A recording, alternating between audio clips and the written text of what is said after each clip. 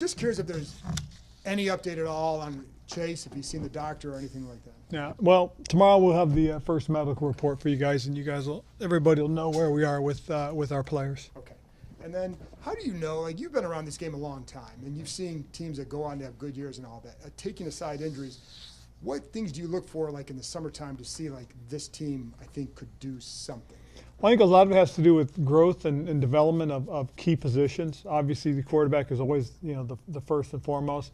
But then secondly, I think a little bit has to do with having the right group of offensive linemen, defensive linemen that seem to be coming together. And then when you play in the preseason games and if you do practice against somebody for a couple times, you're looking for consistency of performance more than anything else. They get they get up there and they do the same thing, they have success. And I think that's one of the things that we were working towards this year, is to see that consistency. And then the confidence in terms of the things that they're doing. Are they playing fast? Are they reacting quickly? And we seem to be doing some of those things. So it's been kind of exciting, but you never know. That's why you play on Sunday, to find out. Right. And then you have a lot of changes in offense. When you're looking at it, how do you gauge, like, when could this come together? Like, again, same thing, signs that you might see that it could start faster or may need a little bit more time? Well, I think you'll see it if we're consistent. If you're counting on explosive plays all the time, you're going to live and die with them most certainly. But if you're consistent, you work towards it, and you can, point to the fact that, we get the ball, we're not going 3 and out, 3 and out, 3 and out. We're having extended drives. We're able to flip the field position and score. Defensively, it's about, are you able to hold the opponent back? Are you able to get out on 3 and outs? Are you successful, with certain things? I think those are the things that you look for. Ron, this is obviously not your first rodeo with getting ready for a week 1 opponent, including ones that have had changes. This one feels as though it's got more than usual. A new coach, still to this minute, don't even know who the quarterback will be. Is this extra, I don't say challenging as if you can't handle, but is this just extra different? It is. I mean, it's well, this is the 13th time I've gone through it, and when you open up with a new group, there is a lot of unknowns, and again, like you said, they're exacerbating it by not necessarily telling you who their quarterback's going to be, and I wouldn't either. But I think the big thing more than anything else is you just kind of have to assume. I mean, part of it is you look at the background of where these coaches are from, who they've coached for in the past. Then you try to draw some correlations to that, and then you go back and you look at what they did at some of their previous stops, and so you pay attention to those things, and some of it will lead you in the right direction. Some of it there's nothing there.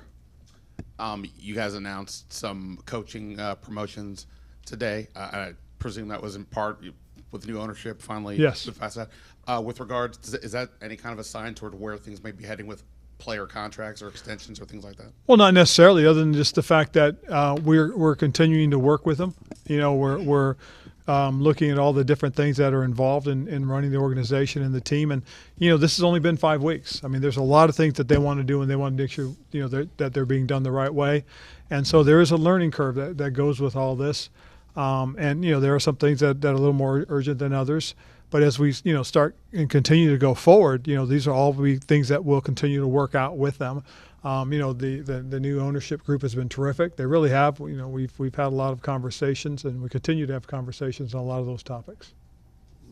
Along those same lines, with Chase and Montez, is it?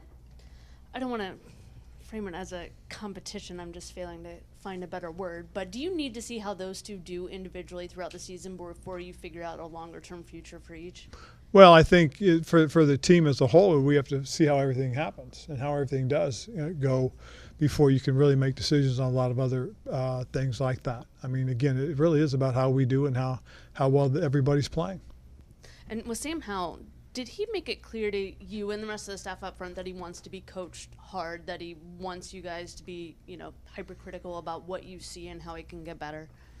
I would say Sam wants to be coached. He wants to be critiqued, and like any other player, the occasional pat on the back is always a good thing. I mean, he'll take it as it comes, and that's one of the things I think that has been really great about him and about a lot of his teammates, most of his teammates, all of his teammates for that matter, that, they appreciated being pushed, they appreciated being critiqued, they appreciated being praised. And it goes back to, if you tell people what they need to hear and not what they want to hear, you're better off. And I think that's what our guys have really appreciated this year.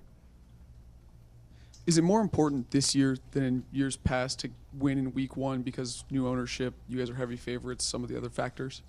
No, it's always important. It doesn't matter. The opener is always important. For the simple reason, and one of the things that John Madden told me is, you win the first one, you're always in the plus. If you lose the first one, you're behind, and so it's always important. And has Josh talked to you about expectations for this year in terms of what, I don't know exactly like what that definition would be, but what have you guys talked about in terms of? We talked about the greatest expectation is to win, just like it is every year. It's about winning. We talked, and you talked at length about an intense training camp, players responding to the challenge.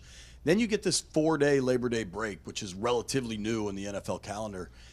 Is it weird to kind of ramp that back up? How do you go about bringing that intensity back to what it was 2 weeks ago? Well, I think it is part of what's been going on the last few years in the NFL. A lot of this has to do with giving the players a chance to get a little reset, take a little bit of a break. We asked our guys, we stressed to our guys about, staying in shape while you're gone, not just laying around for 4 straight days, but getting something done and getting something accomplished.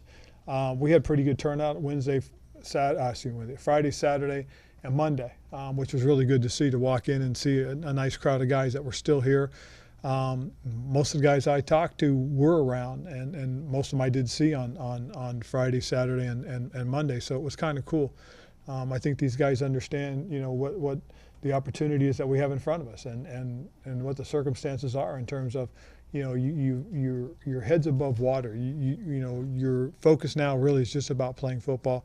We're not being asked about other things that are interesting. We're really going to be asked about what's important, and that's what these guys do, and that's getting on the football field playing to the best of their abilities. I think the defensive line would be considered probably the strength of this unit, considering 2 defensive linemen in the last week going on IR, injury questions lingering with Chase. How do you feel about your D-line group now? Still feel good about them. Really do. I mean, the 2 guys that went on IR are 2 guys that we're going to count on eventually at some point, because they're on short-term IR to help us. But we're deep there. We kept, and I know a bunch of people questioned how many guys we kept, but there was a reason why we had to do that. Because of the way the rules are, you've got to keep the guys on your roster, and then you put them on IR, and then you can move guys around, which is what we were able to do. So we still feel good. We like our frontline guys and the guys that are in the backup position. So we feel pretty comfortable about that. Last year, when you guys played the Texans, who were one of the worst teams, you kind of had to, or you reminded the group to take it seriously and all that. Do you have to do that for the Cardinals, given that they're seen as one of the worst teams in the league, or is it just because it's week 1 you don't have to? The guys are ready to go. No, you don't have to. I mean, these guys understand. These are professionals. These guys get paid just like everybody else does, Matt. So, and even last year when we were playing Houston. Guys, anybody can beat anybody in this league. It's just the way it is. And so you have to go out and you've got to play, and you better show up, because if not, any team in the NFL can beat any other team. It's that on any given Sunday, it's not the best team that wins, it's the team that plays the best. And so we have to play our best every Sunday. Because they haven't named a starting quarterback, and I get the injury policy is what it is, but is there some gamesmanship there of not trying to let them on, whether Chase or Terry would play or anything like that? Absolutely. I mean, it's all part of it. I mean, I know that the more doubt you can put on your opponent's mind, the more they got to work and think about and prepare, and it might take away from something that might be important or relevant. So as far as we're concerned, we'll do what we can and what we have to do, and that's how we're going to report it, just based on on that. So is Terry going to practice? That we'll find out sometime tomorrow. Coach, a lot of times when young players get big second contracts, there's always kind of a question of, is that guy going to continue to be hungry? How have you felt about Daron Payne and his effort leading up to the season? I have no doubt in my mind Daron's going to do exactly what he's been doing. He did it last year when he won the extension. He didn't get the extension. He just went to work. and earned, what he got what he deserved. We paid him accordingly to that, and the best part was he just kept playing football, and that's what he seems to be doing right now. Showed up in training camp in great shape. He had a little setback because of the toe, but after a few days he was back out on the field and doing exactly what we had hoped he would. And I have no doubt in my mind that that's the same young man that started for us last year is going to start for us this year. And then, like you mentioned, you've done this a few times. So when you're unveiling a new offense during the season, I guess do you have a preference of doing a lot kind of early in the season and just kind of unloading as much as you can and kind of surprising opponents, or do you like to release things kind of incrementally as you go? I think Coach Bieniemy is going to do it what he thinks is best. That's what he did in the preseason games. He had an idea of how he wanted each game to look. He had specific plays he wanted to use for each game. And he wanted to make sure the guys were very comfortable and they would play fast. I really believe that's going to be his attitude coming into this game, is things that we do well for what against what they do, he's going to implement in the game plan. And I promise you, if you asked him, one of the first things he'd say is, I want them to play fast. And so as we prepare for Arizona, I expect that to happen, as I do with Jack. I mean, Jack's been an advocate all training camp, is that we're going to do what we do, we do what we do, we do what we do, and that's what he's done. He's stuck to it. And you could see it in the practices. You could see it when we practiced against Baltimore. Saw it in all 3 preseason games. These guys have an idea of what they really do truly believe is best for our players, and they're going to do it. Got time for one more. How many times, if you try to gauge, guess if this guy's going to play, who's going to start, are you usually right? If you think a guy may or may not. Yeah. No, I'm talking about another team. If you're looking at another team. Oh, and the other team, yeah. If the other team does it, okay. That was. See how he switched that real quick? It was really good. If you're looking at the Cardinals, trying to see Yep. what they might do, are you usually right in how you assess it? I think we are. I think we have a pretty good idea, a pretty good plan of what to expect or what to anticipate. And the things that we're not quite sure on, we'll prepare for both. The nice thing about it is we've had an extra week, actually a couple of weeks to do that. So we'll have prepared ourselves for what we believe we can anticipate. We're trying to anticipate how they'll handle both quarterbacks. They have a pretty good running game. They've got some dynamic receivers. They got a couple solid tight ends, and then they got a big stout offensive line. So to us, you just have to prepare how they're going to do things. Then you look at them on defense, and they've got a lot of playmakers. They got and Budda Baker, I think, is one of the elite safeties in this league. I mean, they've got some guys that most certainly going to get your attention, and you got to pay attention to them and just be ready. All right. Thanks, Coach. Appreciate it. Can I ask one non-Queens question? I don't know if you watched any of the college football games this weekend. Mm-hmm. Travis Hunter, two-way player for Colorado. Do you think we'll ever see a true two-way player in the NFL again, like Dion-type two-way player? I think so. I think if the player's got the kind of ability that can impact both sides of the ball, yeah.